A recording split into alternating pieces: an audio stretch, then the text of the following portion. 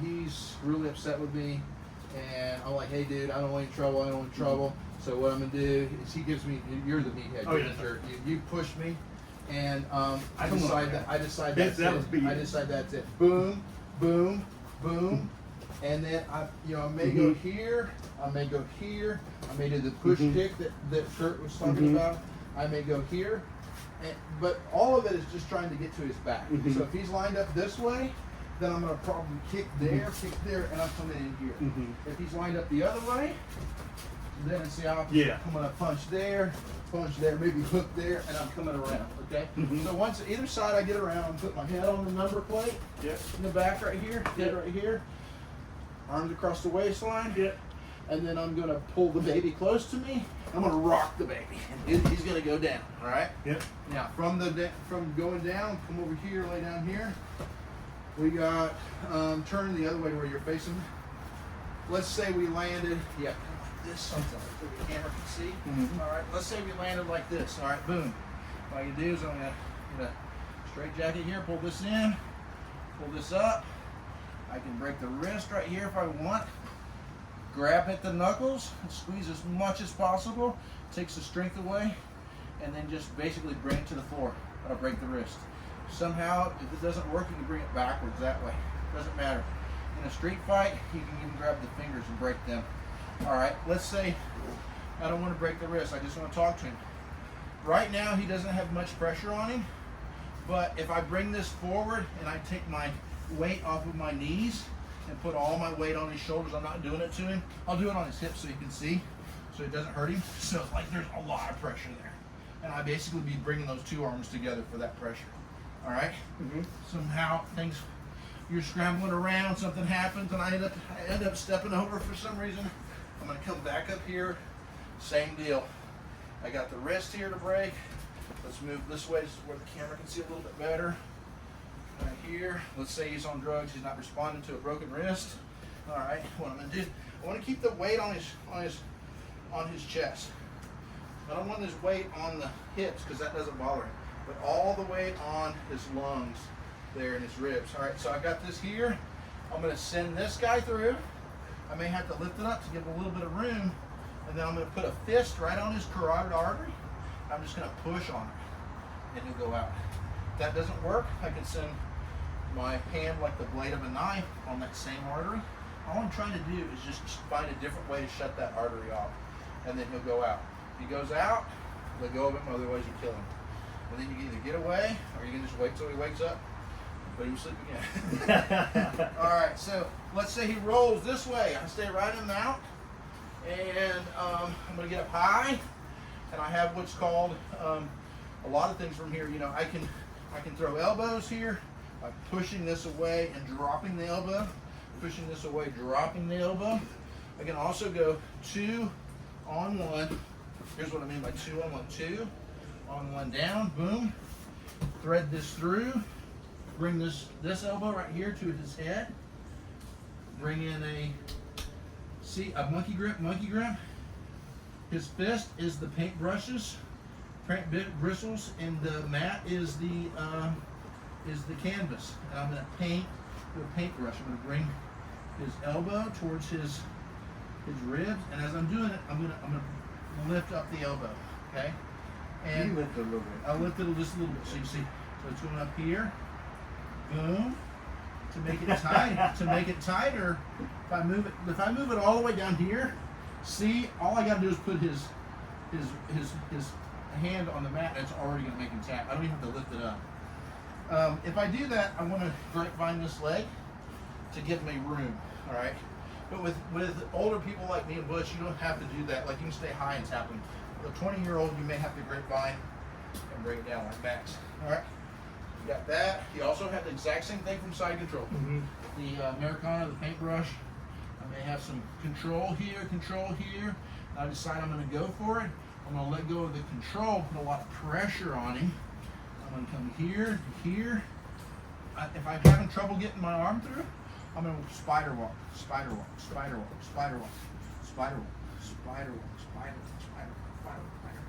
here.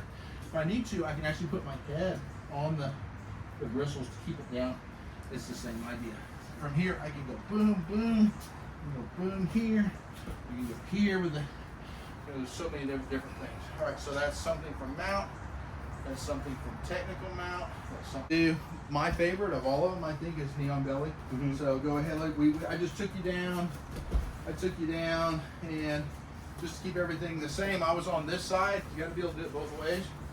But the one I like the most is Neon Belly. So I'm still going to bring this guy through, just like before. But instead of staying down here with my head down, I can gift wrap. It's called gift wrap right here. And even with the gift wrap, like I can pull this up, and your blood pressure is going to start getting tight in your head. Oh yeah. Yeah. But what I'm going to do for the Neon Belly, the reason why I like it more is I can pop up and see what's going on around me. So at this point, I'm going to basically go for the hips. And I'm going to pop up, and I'm going to bring you this way, right to there. All right. I'm going to put all my weight here. Now in a fight, like I don't have to have my knee on my belly. I can actually put my knee on his face. You see that? That would, yeah. I can have it on his face. And I'm not putting my weight on him, but it would look like this. So it's not knee on the mat, it's knee on the face, weight on and that's just a support. Yeah, this is a rudder, and I'm just going to balance on your head or your throat, like it's anywhere. And if I have to, I can actually use both of them. I can actually use both of them on you like this. Right. Yeah, so like this is the best position. And of course somebody will say, well, what happens if you grab my balls? Like that's not a good idea, because then you know, I may start dropping the knee on your head, or so the only thing to watch out for this is I don't want to grab underneath here, because he can actually break my arm with that knee. Oh. Boom, see that hit the elbow? Yeah. So I want to grab here, or here is even safer, but like only somebody who knows what they're doing is probably going to do that. And you're probably not going to do that, especially if I have my knee on your face. Like, so yeah, sport jiu-jitsu, what we do with each other, it's knee on belly. Self-defense, airplane pilot, Javier, it's going to be knee on face, knee on neck. I mean, theoretically he could kick from there, but I doubt he's going to be able to kick much if I really put my weight on his face. So they have to be really limber to get any power behind it. And I mean, to me, like, since I know that's a possibility, I'm gonna be wary of it. You know what I mean? Like I'm aware of it. You know, and I'm not putting any pressure on you. So like you're you're able to do that because you're free to do it. But in a real fight, it's gonna be if you were really cracking down on it, 200 pounds on your face, you can't kick. Yeah. So that's knee on belly. And then let's say I lose it. Let's come on back down here. Go ahead and lay down. So let's say for some reason I lose it. I lose the knee on belly. Well, then I can just fall down to north-south. Boom. You see? So I'm always on the semicircle above his head. I'm knee on belly. I fall to side control. I move to north-south. I move back over here. Pop up to knee on belly here on this side. Go to side control. He rolls over. I got a modified side try. He rolls over more. I take his back. Boom, boom, boom. I'm always staying up, just rotating around his head.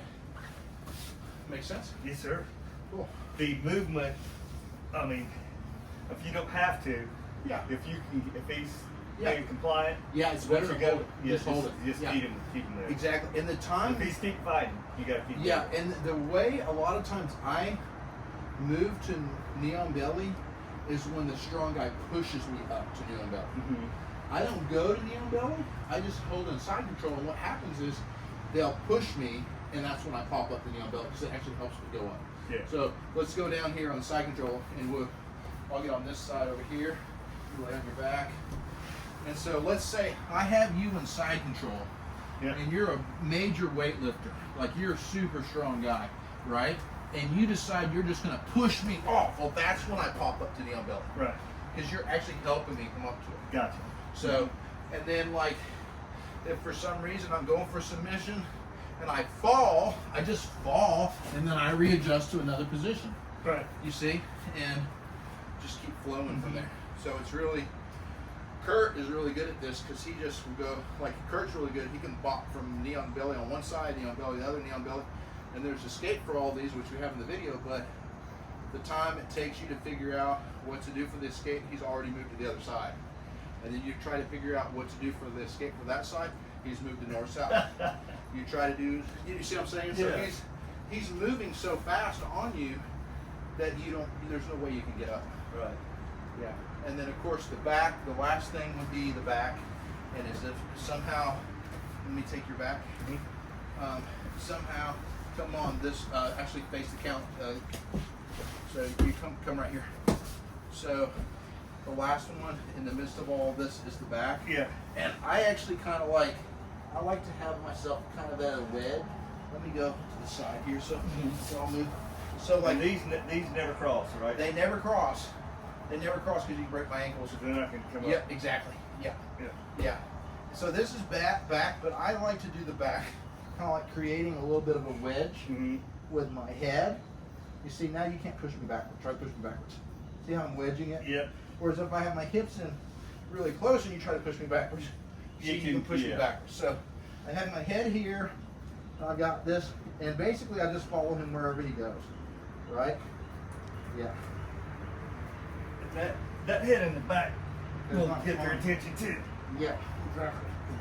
So from this point, what I'm going to do is right now I have what's called a backpack. So I have both my arms underneath him, and in a street fight I'd be grabbing this material, holding it. So I have a backpack, but in order to choke him, I have to go to a seatbelt. Backpack is really good for control. If you want to just talk to him, you can talk to him and hold the backpack all the time.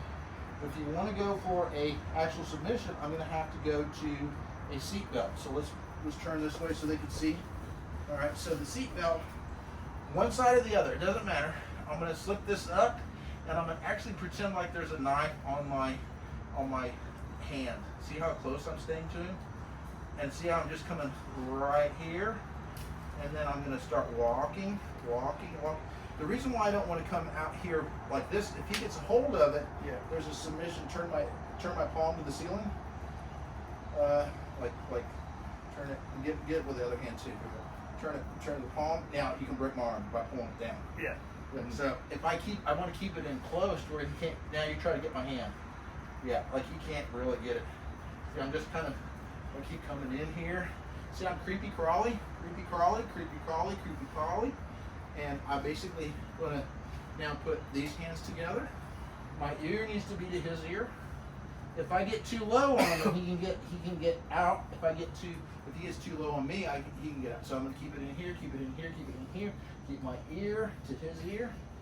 So a really strong guy can actually choke you from right here with one. You're gonna choke me right now. Yeah, exactly. But what I'm gonna do is put the palms together, gable grip, and try to put my arm right in here by your shoulder blade, and just pull you back. Well, if they're really fighting hard, and you're working that arm in close, just raking it across their Adam's apple's not gonna feel good. There you go. And so like if you're having trouble, if you want to be nice to the person, you just grab their head and pull it back to get it in here. Right? If you want to be nice to them, that's what you do. If you don't want to be mean to them, you grab their eyes and pull it back. If you want to be in the middle, what you can do is you can actually put your wrist right here under the nose and pull them back like that, and then send the other arm through. So it depends on how nice you want to be with somebody. So that's the only thing is, if Butch or I aren't strong enough, but if Butch stood up with me and I was still on his back, then he could jump. He could jump back and just land on you. So if nobody's going to be able to do that, I don't think they're going to be that strong, because especially if you're choking them. But if they do, you gotta let go of the hooks. Right. And then you're going to drop right back to what we were doing before and circle and take them right back down. Right. So they never get away from you. It's like if you fall in a crocodile-infested water, the crocodile's not going to let you get out of the water. Right. Once you're on the ground, you're on the ground. Like, you want to keep, that's your strategy.